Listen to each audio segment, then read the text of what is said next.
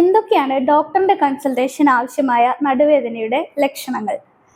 Welcome to the day 2 of our low back pain series. I am Dr. Sanjana S, consultant pain physician and anesthesiologist, Malabar medical college, Calicut.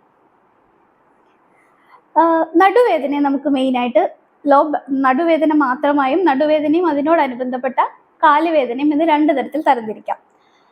നടുവേദനയുടെ കാലാവധിക്ക് അനുസരിച്ച് എത്ര നാളായിട്ട് നിങ്ങൾക്ക് നടുവേദന ഉണ്ട് എന്നതിനനുസരിച്ചിട്ട് നമുക്കിതിനെ acute, sub acute, chronic എന്ന് മൂന്നായിട്ട് തരംതിരിക്കാം. അക്യൂട്ട് എന്നാൽ ഒരു 6 ആഴ്ച വരെ ദൈർഘ്യമുള്ള നടുവേദന, 6 ആഴ്ചയായിട്ട് നിങ്ങൾക്ക് നടുവേദന തോന്നുന്നു എന്നുണ്ടെങ്കിൽ അതിനെ നമുക്ക് അക്യൂട്ട് ലോ ബാക്ക് പെയിൻ ആയിട്ടാണ് ക്ലാസിഫൈ ചെയ്യുക. 6 തൊട്ട് 12 ആഴ്ച വരെയുള്ള നടുവേദനകളെ സബ് അക്യൂട്ടായിട്ടും 12 ആഴ്ചയിൽ കൂടുതൽ കാലമായിട്ട് നിങ്ങൾ അനുഭവിക്കുന്ന വേദനകളെ നമ്മൾ ക്രോണിക് ലോ ബാക്ക് പെയിൻ എന്നുമാണ് തരംതിരിക്കുക. ഇത് ഓരോ ഗ്രൂപ്പിനനുസരിച്ചും ഇതിന്റെ ട്രീറ്റ്മെന്റ് ഓപ്ഷൻസ് വ്യത്യാസമായിരിക്കും. പിന്നീടുള്ളത് നേരത്തെ പറഞ്ഞതുപോലെ തന്നെ നടുവേദനയും നടുവേദനയോട് അനുബന്ധിക്കപ്പെട്ട കാലുവേദനയും, കാലിലേക്കുള്ള റേഡിയേറ്റിംഗ് പെയിൻ. അത് പലപ്പോഴും പേഷ്യന്റിന് വേദനയായിട്ടും ചില സമയങ്ങളിൽ ബേണിംഗ് സെൻസേഷൻ ആയിട്ടും ഇലക്ട്രിക് ഷോക്ക് ലൈക്ക് സെൻസേഷൻ ആയിട്ടും പിൻ പ്രിക്ക് ഒരു നീഡിൽ കൊണ്ട് കുത്തുന്നത് പോലെയുള്ള ടൈപ്പിലുള്ള വേദനയായിട്ട് അനുഭവപ്പെടാം. ഇതിനെ നമ്മൾ ന്യൂറോപ്പത്തിക് പെയിൻ എന്നാണ് പറയുക. എന്ന് വെച്ചാൽ ഇങ്ങനെയുള്ള ഫീച്ചേഴ്സ് ഉണ്ടെങ്കിലും മിക്കപ്പോഴും ഒരു നാഡീ നരമ്പ് കൂടി അതിനകത്ത് ഇൻവോൾവ് ആയിട്ടുണ്ടാവും. അതുകൊണ്ടായിരിക്കും പേഷ്യന്റിന് ഇങ്ങനത്തെ ന്യൂറോപ്പത്തിക് സിംറ്റംസ് കൂടി ഉണ്ടാവുന്നത്. അത് നേരത്തെ പറഞ്ഞതുപോലെ കഴിഞ്ഞ വീഡിയോയിൽ ഞാൻ പറഞ്ഞിരിക്കുന്നത് പോലെ തന്നെ നമ്മുടെ നട്ടെല്ലിൽ നിന്ന് പുറത്തേക്ക് ഇറങ്ങുന്ന നാഡീ നരമ്പുകളിൽ എവിടെയെങ്കിലും കംപ്രഷനോ ഇറിറ്റേഷനോ ഉണ്ടാകുന്നത് മൂലമാണ് നമുക്കിങ്ങനെ ന്യൂറോപ്പത്തിക് പെയിൻ ഫീൽ ചെയ്യുന്നത്.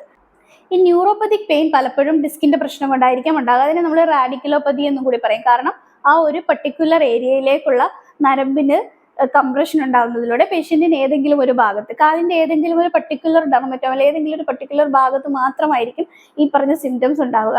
സോ അതിനനുസരിച്ച് നമുക്ക് ഏത് ലെവലിലാണോ പ്രശ്നമുള്ളത് എന്ന് കണ്ടുപിടിക്കാൻ പറ്റും. പേഷ്യന്റിന് എവിടെയാണോ കാലിന്റെ ഏത് ഭാഗത്താണോ പ്രശ്നമെന്ന് കണ്ടുപിടിച്ചിട്ട് അതിനനുസരിച്ചിട്ടുള്ള ലെവൽ ഏതാണെന്ന് നമ്മൾ ഡിസൈഡ് ചെയ്യുന്നത് അങ്ങനെയായിരിക്കും.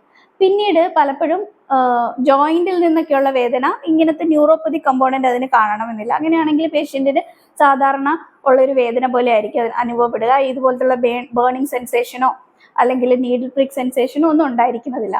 മസിൽ പെയിനും സാധാരണ ഒരു വേദന പോലെ തന്നെ ആയിരിക്കും ഉണ്ടാവുക. പക്ഷെ ലോ ബാക്ക് പെയിൻ ചില സമയത്ത് മസിലാണ് കാരണമെങ്കിൽ കൂടി ചിലപ്പോൾ പേഷ്യന്റിന് ഒരു ന്യൂറോപ്പതി കോമ്പോണന്റ് കൂടി അവിടെ അനുഭവപ്പെടാം. അത് എന്തുകൊണ്ടെന്നാൽ ഈ നമ്മുടെ നട്ടെല്ലിൽ നിന്ന് ഇറങ്ങുന്ന ഈ നാഡീ നരമ്പുകൾ ഈ മസിലിന്റെ ഇടയിൽ പെട്ടിട്ട് മസിലിന്റെ കൺട്രാക്ഷന്റെ സമയത്ത് ഈ നരമ്പിനെ കംപ്രസ് ചെയ്തിട്ട് പേഷ്യന്റിന് ചിലപ്പോൾ മസിലാണ് പെയിനിനുള്ള ജനറേറ്റർ എങ്കിൽ കൂടി പേഷ്യന്റിന് ചിലപ്പോൾ ന്യൂറോപ്പത്തിക് പെയിനും കൂടി അനുഭവപ്പെട്ടേക്കാം. അങ്ങനെ ഏത് തരത്തിലുള്ള പെയിൻ ആണെന്ന് കണ്ടുപിടിച്ച് what is the quality of pain എന്നുള്ളത് കണ്ടുപിടിച്ചിട്ട് നമ്മൾ ഏത് കോമ്പോണന്റ് ഓഫ് പെയിൻ ജനറേറ്റർ ആണ് എന്നുള്ളത് ഐഡന്റിഫൈ ചെയ്യും. ഇതല്ലാതെ പിന്നെ നമ്മൾ ലക്ഷണങ്ങൾ നോക്കുമ്പോൾ നമ്മൾ നോക്കേണ്ടത് എന്നാൽ എപ്പോഴൊക്കെയാണ് പെയിൻ കൂടുന്നത്, എപ്പോഴൊക്കെയാണ് പെയിൻ കുറയുന്നത്. അഗ്രിവേറ്റിംഗ് ഓർ റിലീവിങ് ഫാക്ടേഴ്സ്. ചില പെയിനുകൾ പേഷ്യന്റ് ഇരിക്കുമ്പോഴായിരിക്കും കൂടുക, ചില സമയത്ത് പേഷ്യന്റ് കുനിയുമ്പോഴായിരിക്കും പെയിൻ കൂടുക, ചില സമയത്ത് ഒരു സൈഡിലേക്ക് തിരിയുമ്പോഴോ ബാക്കിലേക്ക് ആയുമ്പോഴോ ഒക്കെ ആയിരിക്കും വേദന കൂടുക. ചില സമയത്ത് ഇരിക്കുമ്പോൾ വേദന കൂടുതലുള്ളത് എഴുന്നേറ്റ് നിൽക്കുമ്പോൾ വേദന കുറയാം. അങ്ങനെ പല പല മൂവ്മെന്റ്സിലായിരിക്കും പേഷ്യന്റിന് റിലീവിങ് ആൻഡ് അഗ്രിവേറ്റിംഗ് ഫാക്ടേഴ്സ് ഉണ്ടാവുക.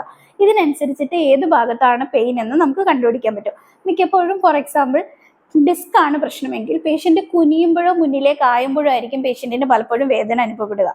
അതേസമയം ഫേസഡ് ജോയിന്റ് ആണ് നമ്മുടെ പെയിനിന്റെ പ്രശ്നക്കാരനെങ്കിൽ മിക്കപ്പോഴും പേഷ്യന്റ് ഒരു സൈഡിലേക്ക് തിരിയുമ്പോഴോ ബാക്കിലേക്ക് ആയുമ്പോഴോ ഒക്കെ ആയിരിക്കും പേഷ്യന്റിന് പെയിൻ കൂടുതലായിട്ട് അനുഭവപ്പെടുക. അങ്ങനെ ഏത് മൂവ്മെന്റിലാണ് പേഷ്യന്റിന് പെയിൻ അനുഭവപ്പെടുന്നതെന്നനുസരിച്ചിട്ടും എവിടെ നിന്നാണ് പേഷ്യന്റിന്റെ pain, what is the pain generator എന്ന് നമുക്ക് കണ്ടുപിടിക്കാവുന്നതാണ്. എമർജൻസി ആയിട്ട് ഡോക്ടറിനെ കൺസൾട്ട് ചെയ്യേണ്ട കണ്ടീഷൻസ് ഏതൊക്കെയാണ്? ഇതിനെ നമ്മൾ റെഡ് ഫ്ലാഗ്സ് എന്ന് പറയും. ഏതൊക്കെയാണ് ലോ ബാക്ക് പെയിൻ്റെ റെഡ് ഫ്ലാഗ്സ് എന്നും എന്തൊക്കെ ഇൻവെസ്റ്റിഗേഷൻസ് ആണ് നമുക്ക് ഇതിന് വേണ്ടതെന്നും നമുക്ക് അടുത്ത വീഡിയോയിൽ കാണാം. So the comment box is open for your doubts. See you in the next video. Thank you.